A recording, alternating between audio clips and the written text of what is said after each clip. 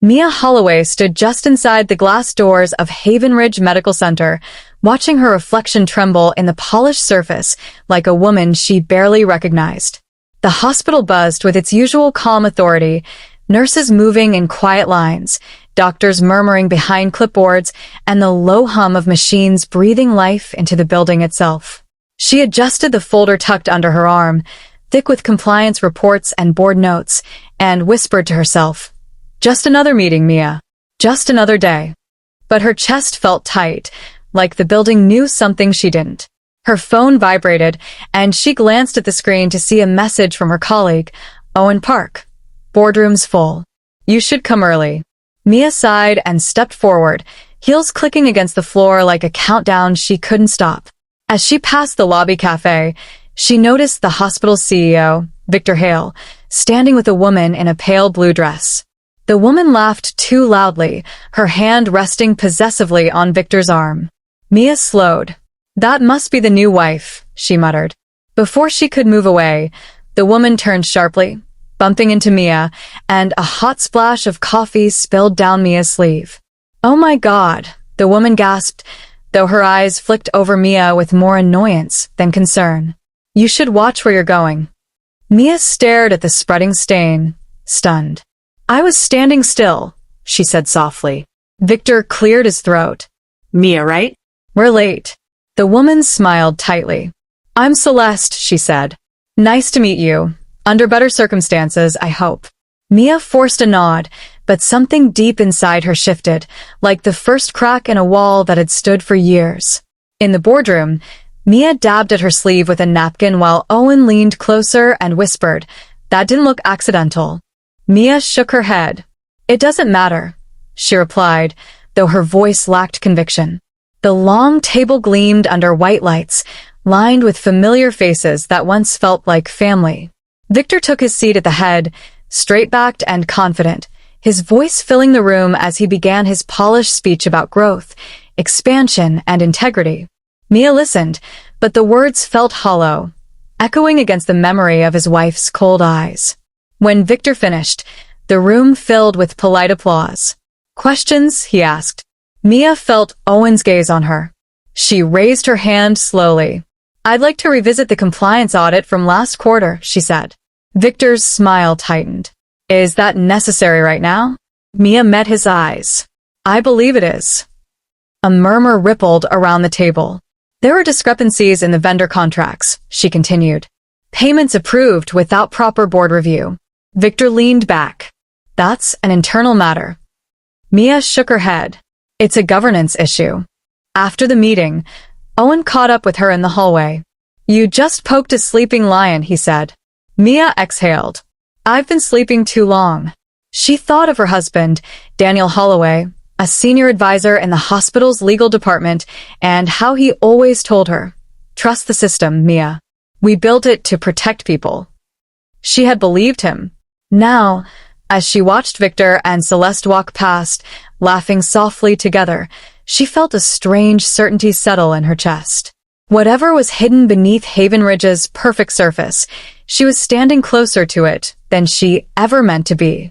That night, Mia sat at the small kitchen table, papers spread out like a puzzle she couldn't yet solve. Daniel leaned against the counter, arms crossed. "You're working again?" he asked gently. Mia looked up. "I can't stop thinking about the contracts," she said. "They don't make sense." Daniel sighed. "Victor's been under pressure. Expansion projects always get messy." Mia frowned. "Messy doesn't mean unaccountable." Daniel hesitated, then poured himself a glass of water. "You're reading too much into this." Mia stood, her chair scraping the floor. "I spilled coffee on my arm today," she said. "His wife blamed me. And in that moment, I realized something's wrong here." Daniel laughed softly. "That's your evidence?" Mia shook her head. "No." "That's my wake-up call." She moved to the cabinet and pulled out an old flash drive labeled Archives. "You remember this?" Daniel's face went pale. "Why do you still have that?" Mia plugged it into her laptop. "Because I helped build the system, Daniel. And I know where the shadows are." The screen filled with old reports, flagged emails, and board notes. Mia scrolled, her heart pounding. Look at this, she whispered. Daniel leaned in, reading, then stepped back. You shouldn't be doing this. Mia met his eyes. You shouldn't be part of this. Silence fell between them, heavy and brittle. Daniel finally spoke. You don't know what you're opening. Mia closed the laptop. I know exactly what I'm opening, she said. The truth. The next morning, Mia arrived early, the hospital still half asleep. The corridors smelled of disinfectant and quiet promise. She met Owen by the compliance office, his tie crooked and his eyes tired. You didn't sleep, did you? He asked. Mia smiled faintly. Not much. She handed him a folder. Start here. Owen flipped through the pages, his brow furrowing. These approvals. Victor's signature is everywhere. Mia nodded. And Daniel's legal clearance. Owen looked up sharply. Your husband? Mia swallowed. Yes. They sat in silence for a moment, the weight of it pressing down. Maybe there's an explanation, Owen offered. Mia shook her head. I used to believe that. Just then, Celeste's voice echoed down the hall. Victor, this place is like a maze. Mia stood as the couple approached. Celeste's eyes flicked to the folder in Owen's hands. Work never ends, does it? She said lightly. Mia stepped forward. Neither does accountability, she replied. Victor's jaw tightened. We'll talk later. Mia watched them walk away, then turned to Owen. I'm not backing down, she said. Owen nodded slowly.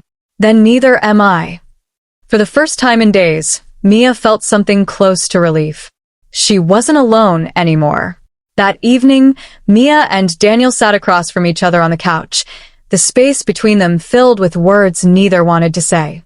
You're risking everything, Daniel finally said. Mia tilted her head. So are you. Daniel rubbed his face. Victor helped me when my career was on the line.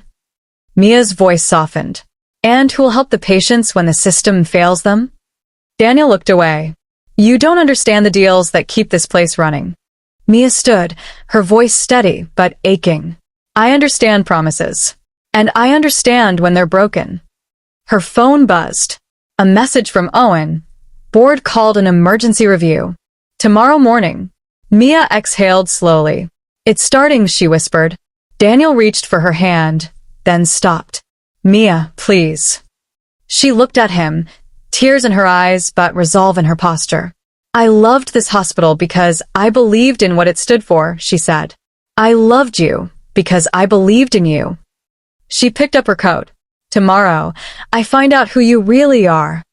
As she walked out into the night, the hospital's lights glowed in the distance like a silent witness, waiting for its secrets to finally be spoken aloud. The next morning, Mia walked into the boardroom with a steady pace that didn't match the storm in her chest. The long windows poured in pale sunlight, cutting sharp lines across the polished table. Owen was already there, standing by the screen with a laptop open, his fingers tapping nervously against the edge. They're all coming, he whispered. Mia nodded. Let them. One by one, the board members filed in, their quiet chatter fading as Victor entered last, Celeste trailing behind him like a shadow that refused to let go. Victor took his seat, his voice smooth. Let's begin. Mia stood before anyone else could speak. Before we do, she said, there are things this board needs to see. Victor's smile faltered. This is not on the agenda. Mia met his gaze. Neither was lying to it. Owen dimmed the lights, and the screen lit up with a series of emails, contracts, and approval chains. A low murmur spread across the room. These payments were routed through shell vendors, Mia said calmly. They were approved without full board review. They were cleared by legal. She looked at Daniel, who sat frozen at the far end of the table. Victor stood. This is a witch hunt. Mia's voice did not rise. This is a mirror. The room fell into silence so deep it felt like the building itself was listening. Daniel finally spoke, his voice thin. Mia, you don't understand the pressure we were under. She turned to him slowly. Then explain it to all of us. He swallowed. Victor promised funding, security, growth.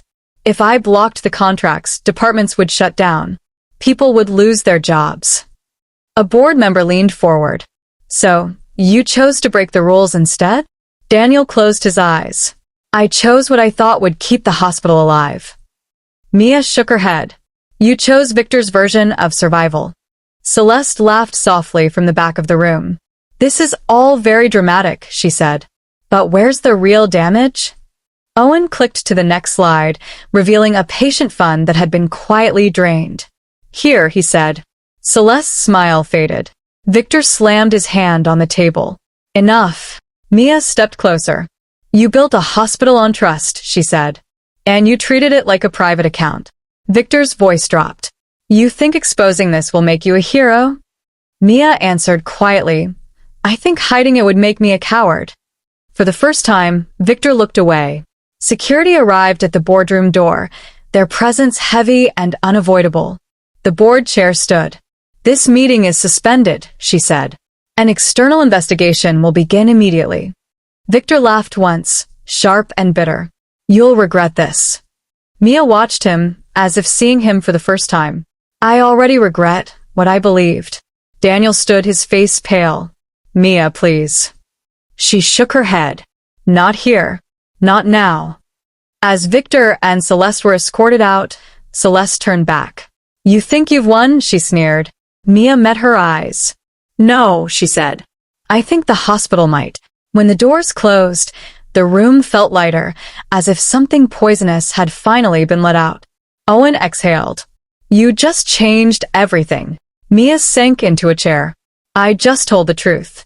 The board chair approached her. You understand this will be public. Mia nodded. It should be.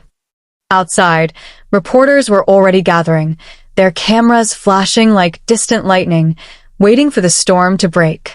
That night, Mia and Daniel stood on opposite sides of their living room, the silence between them louder than any argument. I never meant to hurt you, Daniel said. Mia folded her arms. You didn't mean to help me either. He stepped forward. I was trying to protect us. Mia shook her head. You were protecting a system that didn't deserve it. Tears filled Daniel's eyes. I don't know who I am without this job. Mia softened just a little. Then, maybe it's time you find out. He sat down heavily. Are you leaving? Mia hesitated. I don't know, she admitted. But I can't pretend anymore. They sat in the quiet, the weight of years pressing down on a single moment.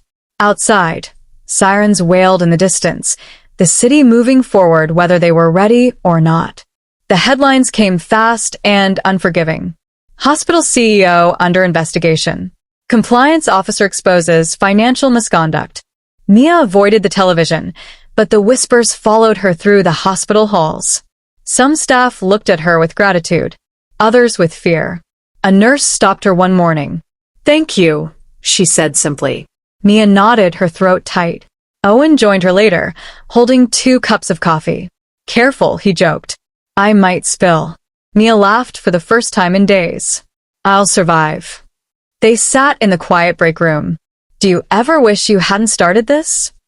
Owen asked. Mia thought for a moment. Sometimes, she said. But I'd rather live with the truth than sleep through a lie. Owen raised his cup. To uncomfortable honesty. Mia clinked her cup against his. To better hospitals. Daniel packed a small bag that evening. I'm staying with my brother for a while, he said. Mia nodded, standing in the doorway. I think that's a good idea. He hesitated. I still love you. Mia's eyes softened. I still care about you. He paused, then left, the door clicking shut behind him like the end of a chapter neither of them had finished reading. Mia sat on the couch, the house suddenly too quiet. She looked around at the life they had built and wondered what parts were real and what parts had just been convenient. For the first time in years, she didn't reach for her phone, her laptop, or her files. She just sat and breathed. Weeks later, the investigation confirmed what Mia and Owen had uncovered. Victor was formally charged, and several board policies were rewritten in the open light of public scrutiny. The hospital held a staff meeting in the main atrium. The new interim director stood at the podium. This institution belongs to the people it serves, she said. The room erupted in applause.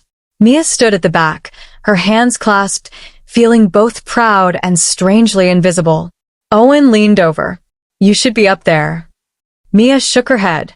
This isn't about me. He smiled. It kind of is. Mia looked around at the nurses, the doctors, the patients passing through. It's about them, she said quietly. One afternoon, Mia ran into Celeste outside a cafe across from the hospital. Celeste looked smaller without Victor's shadow beside her. You ruined my life, she said flatly. Mia studied her for a moment. I told the truth, she replied. Celeste scoffed. Same thing, different name. Mia sighed. You didn't have to stand with him. Celeste's eyes flickered. We all stand with something, she said before turning away.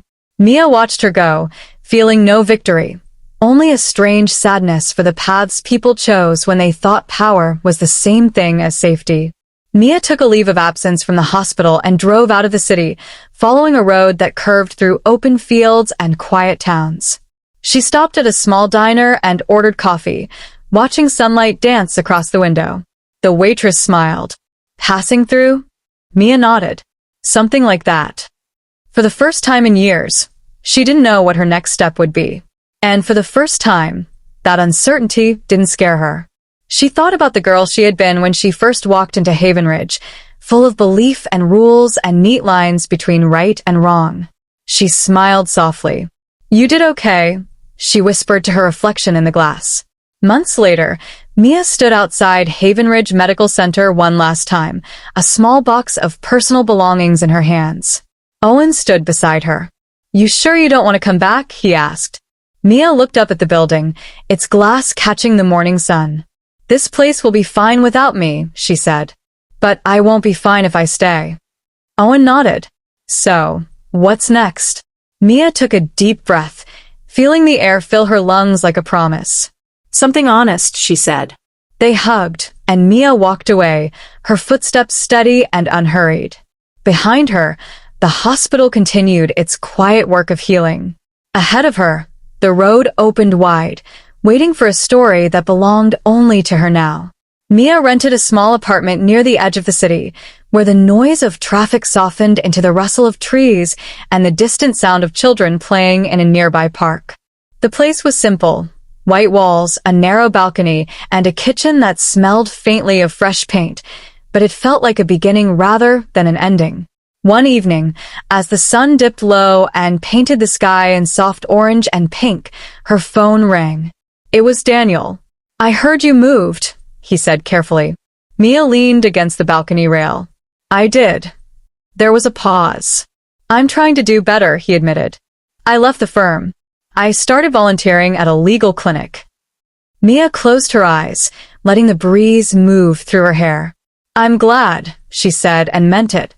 They spoke for a while about small things, the weather, a book he was reading, the way the city changed when autumn came. When they hung up, Mia didn't feel pulled backward or pushed forward. She felt steady, standing in the middle of her own life for the first time, not as someone's wife or someone's shield, but as herself. Weeks later, Mia found herself in a community center classroom, standing in front of a group of young professionals who looked at her with the same hopeful uncertainty she once carried. A banner behind her read ethics in action, building trust in public institutions. She smiled and said, I don't have a perfect system to give you. A hand went up. Then what do you have? Mia thought for a moment. I have a story, she replied. She told them about a hospital that looked flawless from the outside and cracked under the weight of secrets, about a woman who believed rules were stronger than people and learned that courage was stronger than both. After the session, a young woman approached her. I want to work in compliance, she said. But I'm scared I'll be ignored. Mia placed a hand over hers.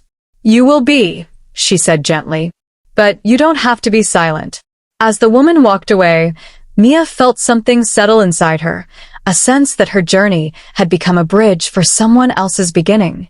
One morning, long after the headlines had faded and Haven Ridge had become just another building in the skyline, Mia stood at the park near her apartment, watching the leaves fall in slow, graceful spirals. Owen sent her a message. Hospital passed its first full audit. Clean. Mia smiled and typed back. Good. Keep it that way. She slipped her phone into her pocket and sat on a bench, letting the world move around her without needing to control it. A child ran past, laughing, and a couple argued softly over which path to take.